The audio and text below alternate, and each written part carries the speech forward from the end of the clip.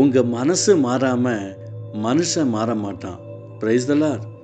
ரோமர் எழுதின நிருபம் 12ஆம் அதிகாரம் 2ஆம் வசனம் இப்படியாக சொல்லுகிறது, நீங்கள் இந்த பிரபஞ்சத்துக்கு ஒத்த வேஷம் தெரியாமல் தேவனுடைய நன்மையும் பிரியமும் பரிபூர்ணமான சித்தம் எனதென்று பகுத்தறியத்தக்கதாக உங்கள் மனம் புதிதாகிறதுனாலே மறுரூபமாகுங்கள். ஹல்லேலூயா. பாருங்க, உங்கள் மனம் புதிதாகிறதுனாலே மறுரூபமாகுங்கள். ஒரு மனுஷன் மாற வேண்டும் என்று நாம் பிரயாசப்படுகிறோம். ஒரு மனுஷி மாற வேண்டும் என்று நாம் அங்கலாய்ப்போடு காத்து கொண்டு இருக்கிறோம்.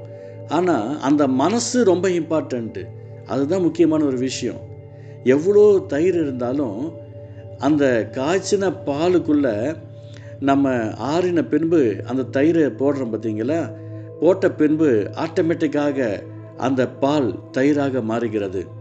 அதே போல தான் ஆண்டோடைய ஆசீர்வாதங்களும் யாருடைய மனசுலெல்லாம் அந்த வார்த்தை சரியாக போய் ரீச் ஆகிறதோ அது ஆஸ்வதிக்கப்பட்டதாக இருக்க வேண்டும். அந்த வெறும் பாலில், பச்சை பாலில் அந்த தயிரை போட்டுட்டா அப்படின்னா அந்த பால் கெட்டு போயிடும். ஆனால் அந்த பால் காய்ச்ச வேண்டும். பால் காய்ச்சும் போது தான். அதே போல் ஒரு மனுஷனை புடமிடுவதற்கு என்று கர்த்தர் ஒரு சில காரியங்களை வைத்திருப்பார். சிலருடைய வாழ்க்கையில் அவர்களுக்கு சம்பந்தப்பட்ட சில வேதனைகள், துன்பங்கள் நெருங்கும் போது அவர்களுக்குள்ள ஒரு உணர்வு உண்டாகும். இந்த பிரச்சனையில் தான் நான் எப்படி வரது, இந்த வேதனையில் தான் நான் எப்படி வரதுன்னு எனக்கு தெரியலையே அப்படின்னு சொல்லி அவங்க யோசிக்கிறாங்க பாருங்கள். அந்த யோசனை வந்த உடனே அந்த நேரத்தில் நாம் அவங்களுக்கு இயேசப்பா பற்றி பேசும்போது ஆட்டோமேட்டிக்காக ஒரு அற்புதம் செய்வார். இன்றைய தினத்தில் எல்லோருமே அற்புதம் செய்ய வேண்டும் ஒரு ஆவல் இருக்கிறது. ஊழியக்காரர்களுக்கும் இருக்கிறது, விசுவாச பிள்ளைகளுக்கும் இருக்கிறது. எல்லோருக்குமே தீர்க்க தரிசனம் உரைக்க வேண்டும் என்று ஒரு ஆவல் இருக்கிறது. எல்லோருக்குமே அற்புதங்கள், அடையாளங்கள் செய்ய வேண்டும் என்று ஒரு ஆவல் இருக்கிறது. எனக்கு பிரியமான என் அன்பு சகோதரனே, சகோதரியே, இந்த வார்த்தையை கேட்டுக்கொண்டிருக்கிற உங்களுடைய வாழ்க்கையில் உங்கள் மனசு இந்த பரிசுத்த வார்த்தையை ஆட்டில் கொண்டு போய் வைங்க. உங்கள் மனசு ஒரு சேஞ்சஸ் உருவாகும். அழகான பேதுரு கேட்குறாரு, ஆண்டவரே, நாங்கள் விசுவாசத்தில் குறைவுள்ளவர்களாக இருக்கிறோம், எங்களுடைய விசுவாசத்தை வர்த்திக்க நாங்கள் என்ன செய்யணும் அப்படின்னு சொல்லி கேட்கும்போது ஏசப்பா அழகான பேதுருவையும் அந்த டீமையும் பார்த்து சொல்கிறாரு, பாருங்கள், உங்களுக்கு கடுகளவு விசுவாசம் இருந்தால் இந்த மலையை பார்த்து பெயர்ந்து கடல்லே போன்னு சொன்னால் போகும் அப்படின்றாரு. அப்போது நல்லா நோட் பண்ணி பாருங்கள், நமக்குள்ளே இருக்கிற அந்த விசுவாசம் அந்த மலைக்கு தெரிய வேண்டும். நமக்குள்ள இருக்கிற விசுவாசம் அந்த பிரச்சனைக்கு தெரிய வேண்டும். நமக்குள்ள இருக்கிற விசுவாசம் அந்த வேதனைக்கு தெரிய வேண்டும். நமக்குள்ள இருக்கிற விசுவாசம் அந்த வலிக்கு தெரிய வேண்டும். நமக்குள்ள இருக்கிற விசுவாசம் அந்த சகல காரியங்களுக்கு தெரியும் போது ஆட்டோமேட்டிக்காக அது வெளியே போயிடும். நிறைய விஷயங்கள் நான் பார்த்துருக்கிறேன்.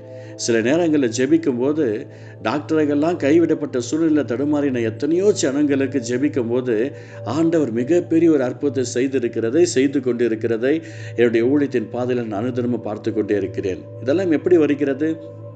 இந்த மனசு புதிதாகிறதுனாலே. நம்முடைய மனசு புதிதாகாமல் நம்முடைய மனுஷன் புதிதாக முடியாது. இன்றைய தினத்தில் இந்த வார்த்தை உங்களுடைய வாழ்க்கையில் ஆஸ்வதிக்கப்படும் நான் விசுவாசிக்கிறேன். உங்களுடைய நாக்கில் ஒரு வல்லமை இறங்க வேண்டும், ஒரு அக்கினி இறங்க வேண்டும். உங்களுடைய கண்களில் ஒரு வல்லமை இறங்க வேண்டும், ஒரு அக்கினி இறங்க வேண்டும். உங்களுடைய சரீரத்தின் ஒவ்வொரு அவயங்களிலும் ஒரு அக்கினி இறங்க வேண்டும், ஒரு வல்லமை இறங்க வேண்டும். அந்த தேவனுடைய மகிமையான பிரசனம் உங்களுடைய வாழ்க்கையில் கடந்து வரும்போது, அந்த அக்கினி கடந்து வரும்போது, அது பரிசுத்தமாய் மாறும்போது, அது பரிசுத்த சிந்தனையாய் மாறும்போது உங்கள் வாழ்க்கை மாறும். உலகத்து பிரகாரமாக வேஷம் தரித்து கொண்டிருக்கிற ஜனங்களோடு இருக்கிற நட்பை விட்டு வெளியே வர அந்த மனசு உங்களை நடத்தும். அப்போ நீங்கள் ஆண்டோடைய அன்போடு கூட நெருங்குவதற்கு அவர் உங்களை ஏவுவார். அவருடைய அன்பின் பிரயாசம் உங்களுடைய வாழ்க்கையில் மிகப்பெரிய கிருபைகளை உண்டாக்கும். உங்களுடைய வாழ்க்கையில் அந்த வல்லமை கடந்து வர அப்படியே உங்கள் மனசு புதிதாகிட்டே இருக்கும். உங்கள் மனசு புதிதாச்சுன்னு சொன்னால் உங்களுக்குள்ள இருக்கிற மனித கிரியைகள் எல்லாம் செயலிழக்கப்பட்டு தேவ கிருபை சூழ்ந்து கொள்ளும்.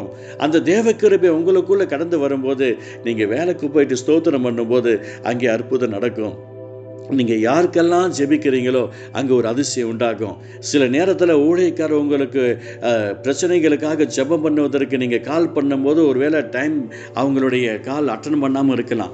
ஆனால் நீங்களே உங்கள் மனசை புதிதாக வச்சுக்கிட்டீங்க அப்படின்னா ஏசப்பா கிருபை செய்யும் என்று சொல்லும்போது ஆட்டோமேட்டிக்காக கர்த்தர் உங்களுடைய ஜெபத்துக்கு ஒரு அற்புதம் செய்ய வல்லவராக இருக்கிறார்.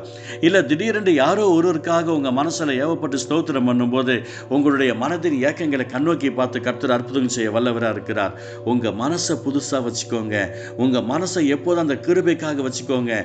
தேவனுடைய விசேஷித்த ஆசீர்வாதங்கள் உங்களுடைய வாழ்க்கையில் நிச்சயமாக வந்து சேரும். அற்புதங்களாக மாற பண்ணுவார். ஜெபிக்கலாமா? பரிசுத்த அன்பு தகப்பனே, உங்கள் மனம் புதிதாகிறதுனாலே மறுரூபமாகுங்கள் என்று நீங்கள் சொல்லியிருக்கீங்களே, இந்த வார்த்தையை கேட்டுக்கொண்டிருக்கிற ஒவ்வொரு உள்ளங்களிலும், இல்லங்களிலும், பிரயாணங்களிலும் இதை கேட்டுக்கொண்டிருக்கிற ஒவ்வொரு பிள்ளைகளுடைய வாழ்க்கையில் ஒரு மறுரூபம் உண்டாகட்டும். இயேசுவின் நாமத்தினால என் தேவன் ஆசீர்வதிப்பீராக, கிருபை செய்வீராக. இயேசு நல்ல பிதாவே, ஆமேன், ஆமேன்.